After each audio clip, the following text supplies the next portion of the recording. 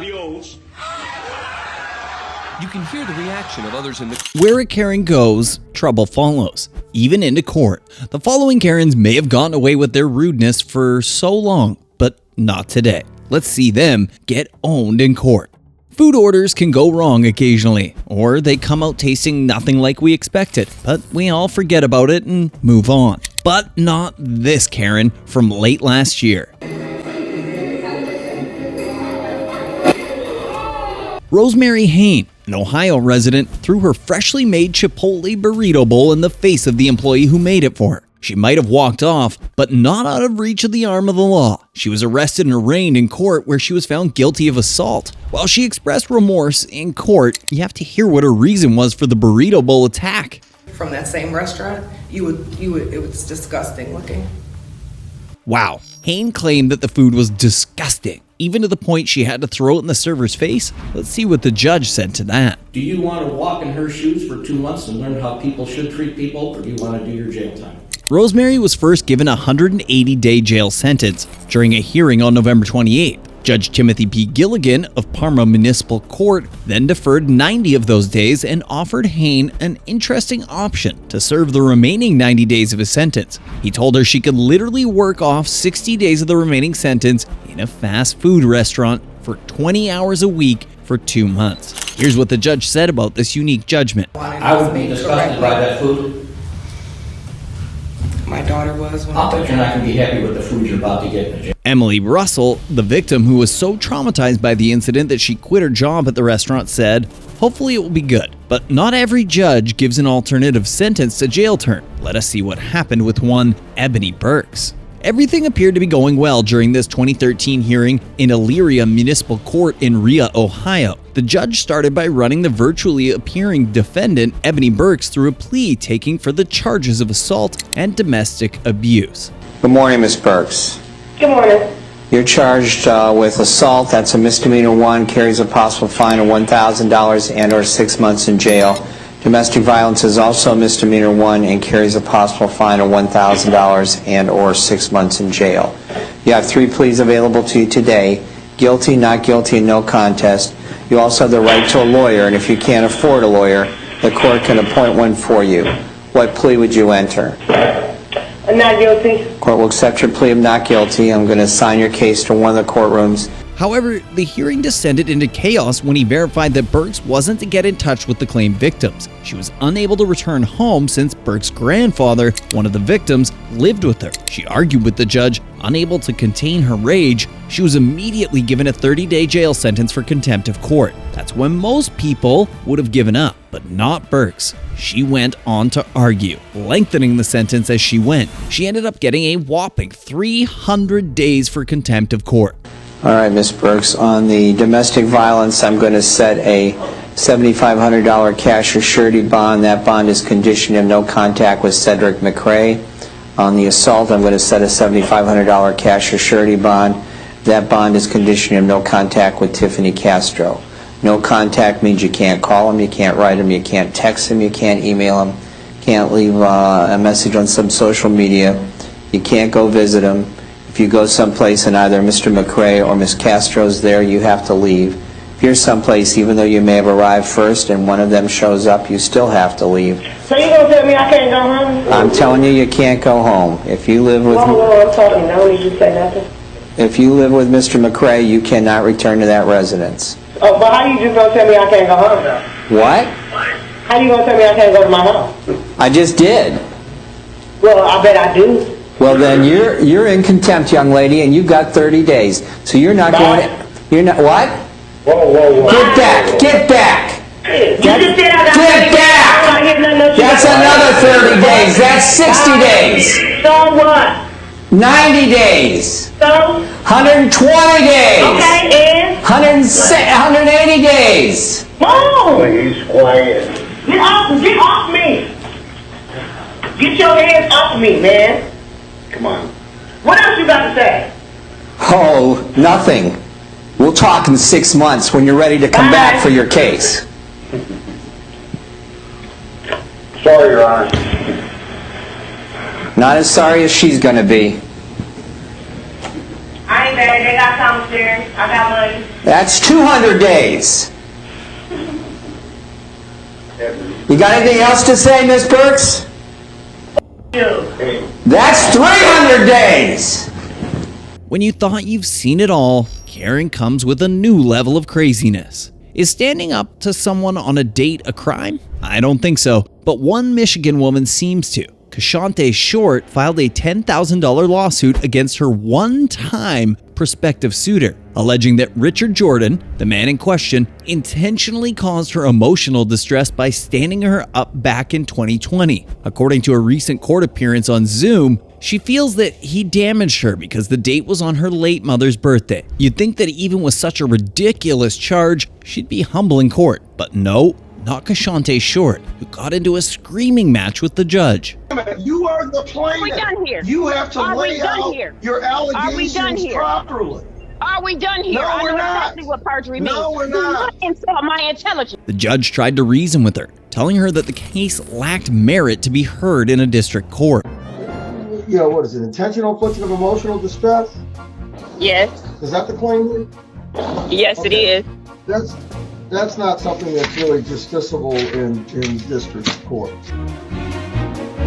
Jordan said that the lawsuit against him was ridiculous and a waste of the court's time. To be honest with you, sir, I thought this was just going to be thrown out. We had a date, one date, and nothing else after that. And now I'm being sued for $10,000. I don't see how this is going to go any further. I think it's a waste of your time. In that letter, he lied. And then that's what brought forth the perjury. It was never perjury in the beginning. It was perjury after his response. The virtual hearing went off the rails when Short claimed that Jordan had committed perjury by lying to her in a previously written letter. Well, do you understand what perjury is? Yes, I understand perjury is a lie. I know what perjury means. Perjury is a statement, a false statement made under oath. So Exactly, and I got documents that prove he was lying. You don't understand. It's a false statement made under oath. Under oath. That stated a When did he lie. testify to something that he lied about? It's a false statement made under oath. Bottom line is, you said it's a criminal offense, so I will send it to circuit court. Are we done here? No, you don't understand, ma'am. You don't understand. Are we done here? Are we done here? Perjury done here? is what perjury a means. false I know exactly what perjury means. I know what perjury means. Are we done No, here? you don't. Is it a criminal offense or not? What statement? I don't see anything in the complaint that says he made some false statement under oath. Because you don't know what happened. You're on the outside looking in. You don't know anything. But you're the plaintiff. Wait a minute. You are the plaintiff. Are we done here? You have to lay out. According to several reports, Judge Marable ruled to move the case to the circuit court after Short was muted and left the video call. My thoughts? Richard Jordan dodged a QaShontae Short. One thing about Karens, they always pretend to have the most understanding of how the justice system should work, and that's why they're always in trouble. Like this next one. Does that name ring a bell? Well, let's take a step back in the story. On May 7, 2019, Payne reportedly saw Kenneth Herring hit a tractor trailer on Clark Howell Highway near Interstate 285, but he left the scene without calling the police. A classic Karen, Payne decided to play Batgirl and followed Herring for approximately a mile while carrying a concealed weapon. After that, she cut off his car, making it difficult for the 62-year-old Herring to move his car. Payne called 911 during the car fight and was heard screaming, "Get out of the car! Get out of the car! Get the fuck out of the car! I'm about to shoot you!" Herring refused to get out of his car, so she shot him. Then changed her story to 911 operator saying, "He just shot himself with my gun." Karen, oh please. During the detective's 2019 testimony, it was revealed that a witness claimed Herring looked to be in the middle of a medical emergency. Detectives said witnesses said the emergency was like a diabetic shock. Payne is said to have killed Herring by firing multiple shots as he was seated in the driver's seat of his vehicle. After a 2-hour deliberation, the jury in a court in Atlanta unanimously found her guilty on all 8 counts, including felony murder, false imprisonment, aggravated assault, and malice. The siblings of the man she killed had pleaded with the judge to give her the maximum sentence. The judge ultimately sentenced her to life in prison with the possibility of parole an additional 13 years. The court will impose impose a sentence of life with the possibility of parole. Haynes' eyes welled up with tears as Clayton County Judge Julie Scott sentenced the convicted murderer to life in prison for the charges of malicious murder. In addition, Payne was sentenced to 13 further years of consecutive imprisonment on other counts in the 2019 murder of 62-year-old Kenneth Herring.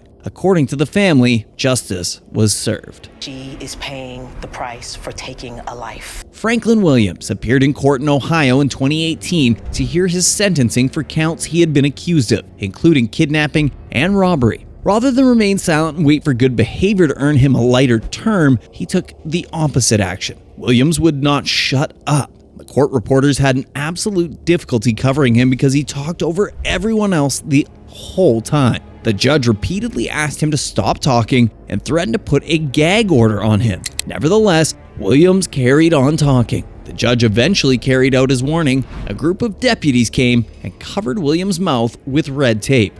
Williams continued talking even with the tape on, saying it is what it is. Funny enough, this time he could be heard even clearer.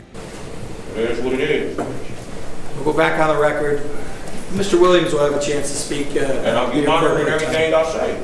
I'll admit, I laughed at that one. I guess it's time for a second tape. Prisoner Transportation Company. All right, so, let's say 14 years of being a judge and... That's it. We can all go on now. When Melissa Hardwick appeared in court in Kentucky in 2011, she was already in a difficult situation. After all, she was confronted with accusations of domestic violence directed towards her estranged husband, but she started to interrupt him before he could even say one or two things in his testimony. Miss Hardwick, you will be held in contempt of this court if you become disruptive. Clearly, Karens never know when to stop. Hardwick goes on. I haven't done anything to this court. I haven't done anything to him. She will be arrested for contempt of the court. It doesn't make any difference. You will serve 10 days for contempt of court. When she heard that, all hell broke loose, and Melissa made it even worse for herself. Look at what she did. Go now. Just like that, she was all over the judge. The judge was just inches away from the crazy woman. Luckily, Hardwick was detained by the court officers before she could move across the bench and take action, leaving the judge looking bewildered and disappointed. Get off of me! Hands behind your back. Hands behind your back. Hardwick's contempt charge was drastically added to 120 days for her violent outburst. But she wouldn't be the only one to irritate a judge. Enter Penelope Soto. Penelope Soto, then 18, was accused of possessing Xanax bars in 2013. Marlena Soto, you're being charged with possession of Xanax. B-A-R-S. I don't know what that is. What is that? Xanax bars. That's how they're referred to. Xanax bars. All she needed to do was to appear in court without causing any trouble at her bond hearing. Apparently, though, that was not feasible. Talking about how much her jewelry was worth, Soto burst out laughing and didn't seem to be taking the matter seriously. Yes. How much money are you making a week, approximately? Approximately about $200 a week. Okay, and do you own any property of value? A house, a car, bank account, significant amounts of jewelry? Yes. What do you own? I own a lot of jewelry, all right, as well as Go ahead. a car. Well, how much would you say your jewelry is worth? She was even flipping her hair. Not a joke, we are not in a club now. Okay, but it's, We are not in a club. Be serious about it. I'm serious about it. You're being very, I can see you're serious, all right. She says adios as she is dismissed, possibly making fun of the Cuban judge. He doubled her initial bail of $5,000 to $10,000 for that. $5,000 for our cost found. Count 2 will be ROR. The state is requesting ROR on count 2 through 26. And refer to Division 51.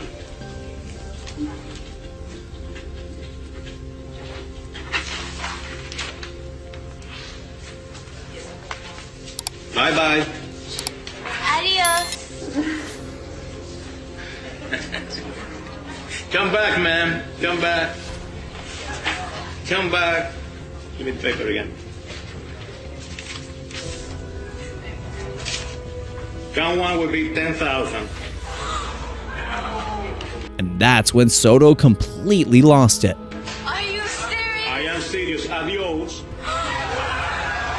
can hear the reaction of others in the... She gave the judge a dirty look and swore at him, waving the finger.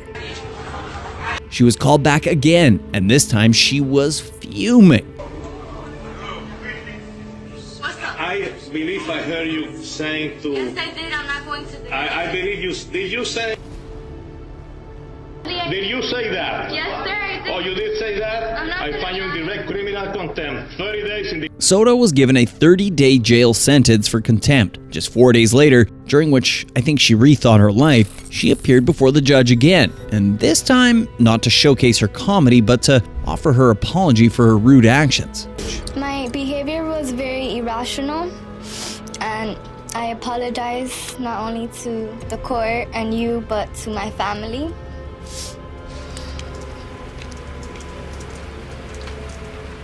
Don't cry. Just don't.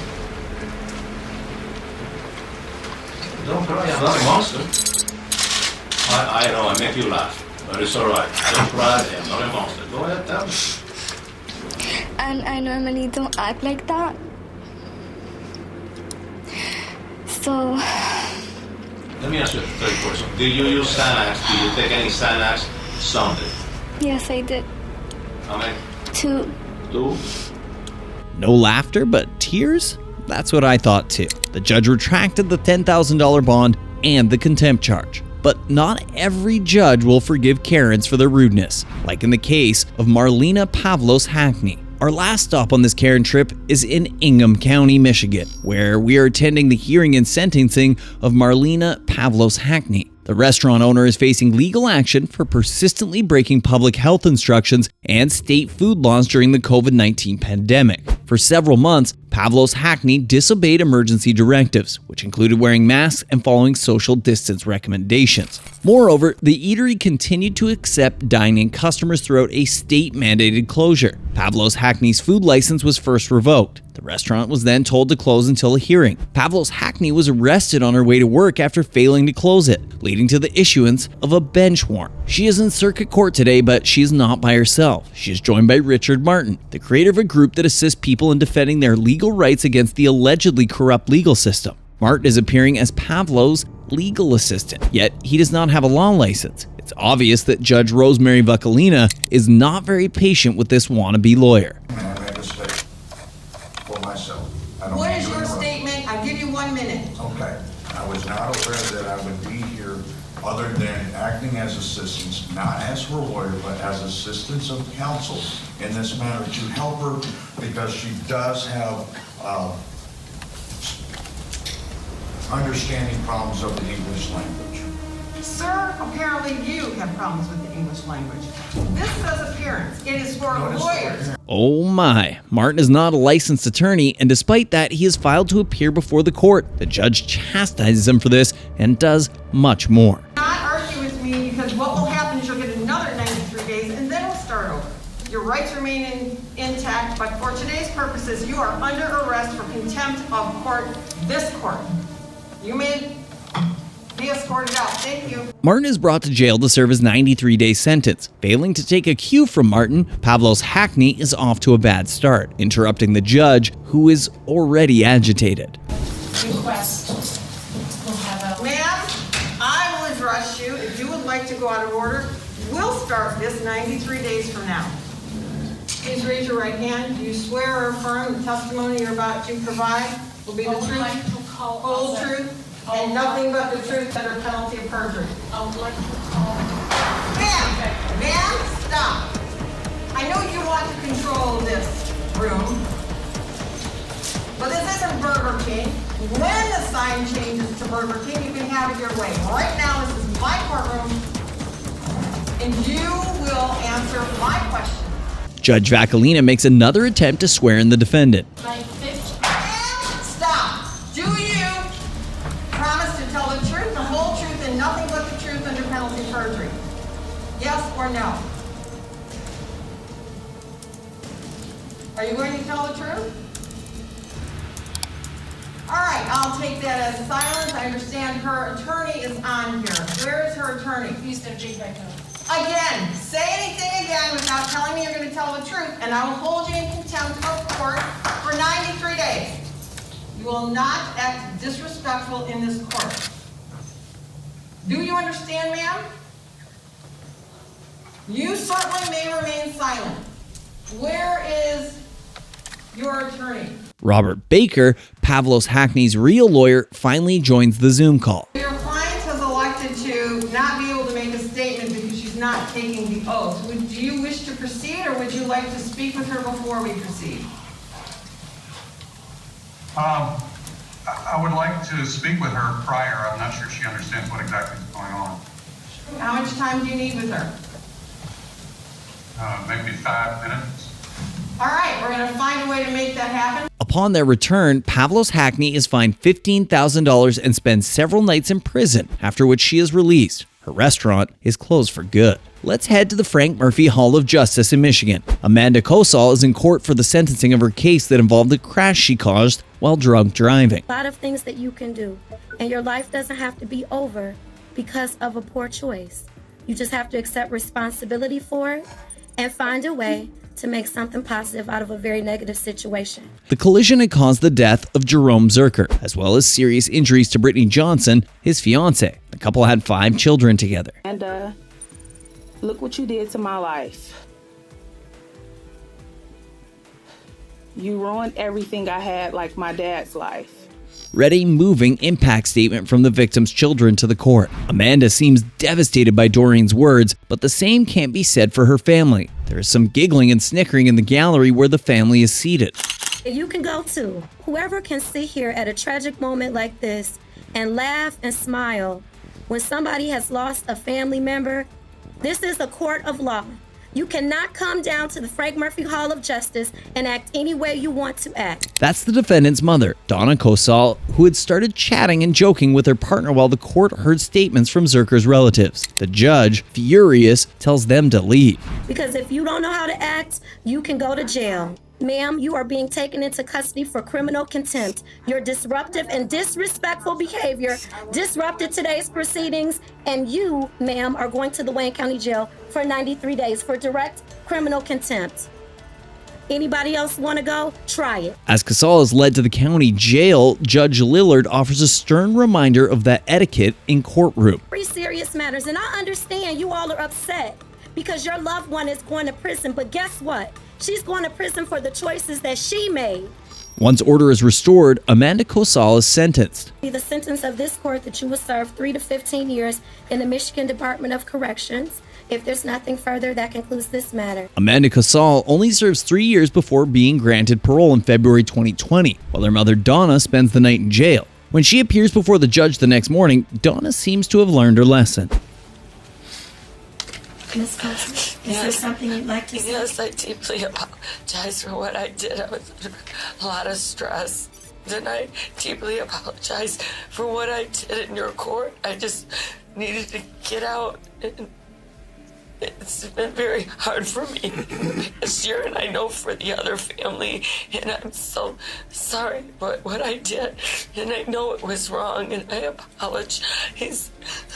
Things have to be conducted in decency and order. I apologize. You can't come to court acting a fool. I know people watch a lot of shows on TV where you see different things happening in make-believe courtrooms that give people a skewed sense of reality, but this is real life here, and we just can't have people behaving like that. It can't be tolerated. So I will modify your sentence for direct criminal contempt from 93 days to 1 day with credit for time served, and you should be released today. God bless you. Thank you. And I apologize very sorely, and for the other family. Donna serves 1 day and is released. We are in Berea Municipal Court. After a warrant for his arrest was issued for his arrest due to failure to appear on a domestic violence charge, the defendant, 21-year-old Milton Watts, has brought himself in. You were supposed to be here last month. You did not appear. Why weren't you here? I had work. My mom didn't show up. Somebody died in the family. There was no reason for me to be here. Well, it's not an engraved invitation, son. It's a court order. Although there has been obvious rocky start between Watts and Judge Chris Green, Watts appears to be able to handle the matter on his own. Your attorney withdrew, so you'll have to hire an attorney?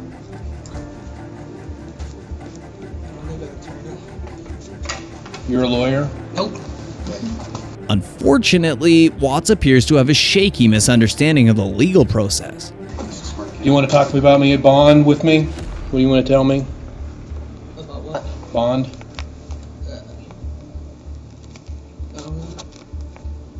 Don't really give a fuck, to be honest with you. Known for his strict approach, Judge Green doesn't seem to be very okay with that attitude. That's going to cost you 30 days in the county jail for contempt. Cuff him if you got the cuffs. Hold on, it's $5,000 cash surety bond, temporary, subject to the temporary protection order. Watts' remarks have already cost him dearly, and now he doubles down. Word to judge. Can I give you a piece of advice? What? You can either make life easy or you can make life hard. I already ruined my life. That's 60. You want to go for 90? That's 90 more. That's 180. That's 306. Now I gotta come here and my life up. You. No, and stop. How many days you wanna give me now? Are you sir counting? Yeah, I'm at about a year right now in contempt, so. Watts' sister and mother try to stop him, but the foul-mouthed outburst won't stop. I don't give a you. No, stop. Everybody. You. No, and Power. Fight the power.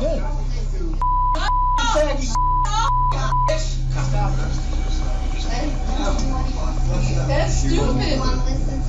Melvin, stop. Stop it. You're not even getting in trouble. Melvin, Melvin, listen. You're going. Who the f is telling me anything? Deputies and other court personnel rush to the courtroom for backup. Melvin. Just let him do what you're not going to do anything. You're just causing more. That's ignorant. That's the way he is. Despite having initially given him 360 days for contempt of court, once Watt calms down, the court ultimately chooses to reduce the punishment to 90 days in jail, or 4 days for each four-letter word. He later enters a plea of not guilty to the initial domestic abuse charge he was facing, and he is given a 5-day jail sentence for that. So, which Karen do you think was the most Karen? Let us know in the comments down below.